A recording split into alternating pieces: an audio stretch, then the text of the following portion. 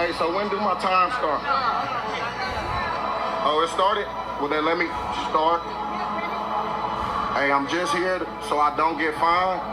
So y'all can sit here and ask me all the questions y'all want to. Mid-game interviews, journalists in the dressing room, camera close-ups for celebrations.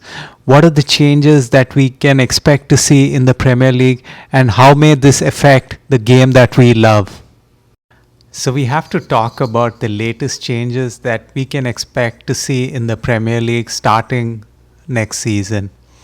So as a fan of American sports, this is already happening over here, but just to see this being incorporated in the Premier League is quite fascinating, and I'm excited to see how it works and what will the reaction be of the fans. It's already known that American sports have this much more closer relationship between the media and the players. Not necessarily a good relationship at all times, but definitely a much closer relationship. For example, one of the big changes that is being proposed for the Premier League this season is close-up celebrations, close-up camera point of views during celebrations. So basically, when players celebrate after scoring, there is a cameraman who's allowed to come in and get close to the players, especially to show their emotions and capture other things that they can from the players. So I think this would be mostly, at least in the Premier League, I can see this happening where usually when players score, they go to the corner flag and celebrate. So I can expect to see a cameraman rushing into the field and getting a much more closer look at the celebrations, probably following the players as they walk back to the halfway line. But it'll be fascinating. It's something which is hardly been done, because I think currently the cameramen are supposed to stay at their spots and try to get a closer view from there. But I think this will be fascinating. Is it needed? No. But from a viewer experience, I think it would be new, but I think the fans would get around to it and appreciate it more as they get to see more of it in games. One of the other fascinating things that we can expect this season is that camera operators will, or broadcasters in general, will be granted access to changing rooms. Now, this I don't think has ever been done, because up till now, although in American sports, it happens that during halftime, as the coaches are walking away from the field into the dressing room, they usually get an interview where the presenter asks them, hey, what do you think happened during the first half and how can you change it? Usually they ask the coach who's in the lead when they're leaving the pitch, or the field in this case, and when they're coming back, then they ask the one who's trailing, because they know that the tempers are going to fly. And so it's fascinating. Now, I think they already incorporated this into the Premier League this season, so that's not new. But this whole thing about being granted access to changing rooms, I think that is completely new, because in American sports, after the game, journalists are usually allowed to go into the changing rooms and speak to every player at their locker. Basically, ask them about how the game went, how did they play. So obviously, not every player will get interviewed after every game, but every player might have to give an interview if requested. So depending on how the game goes, if there's a player who got a red card, or if there's a player who brought down another player in the penalty box, or if there's a player who got a silly yellow or anything, also one who scored a goal, the journalist would be able to pick which player to go to and speak to them. Now that's fascinating, because usually broadcasters don't have that much access to these players, because you might get to speak to the captain after the game, you might get to speak to the man of the match after the game, but that's about it, and the manager obviously. But in this case, the broadcasters might get more access to the players. Thus they might be able to speak about the game much more. But the most interesting change you can expect to see in the Premier League is in touchline interviews with substituted players. Now this is fascinating. So American sports, there's not much interviews with substituted players. Obviously in American sports, it's not a one-time substitution. You can go in and come out. So I don't see a lot of interviews involving substituted players. But this one is fascinating. I mean, you can speak to a player after he is substituted, although they do make a distinction that they would wait for the player to calm down if that's the case, or possibly in the case of, maybe even in the case of red cards where the player is ejected from the game, there's a possibility that they might get to interview that player as well. I personally don't see what's the aim in this interview, because it's not like the player is choosing to get substituted. So there's only bad things can come from this interview. I mean, I'm guessing the player would just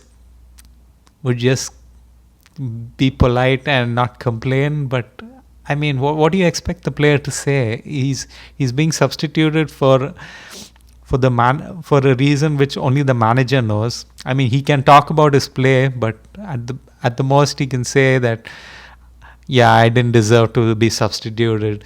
I guess it's just more drama. I don't see any positive impact on this aspect of this new change. But hey, we'll see. And then what was the fourth change?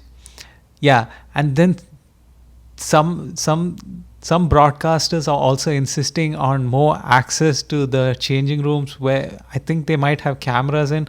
And I do see some footages where you have cameras in the dressing room, but they're trying to make sure that these cameras don't capture like speeches from the managers, which is understandable. There should be some inner sanctum where the managers and the players can speak freely with each other. So maybe you don't need that much access, but there will be some access.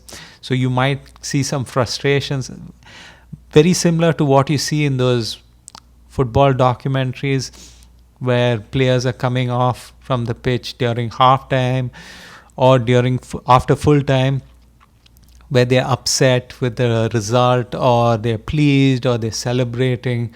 So I think it's mostly to capture that rather than capture the game plan or what they plan to do or anything.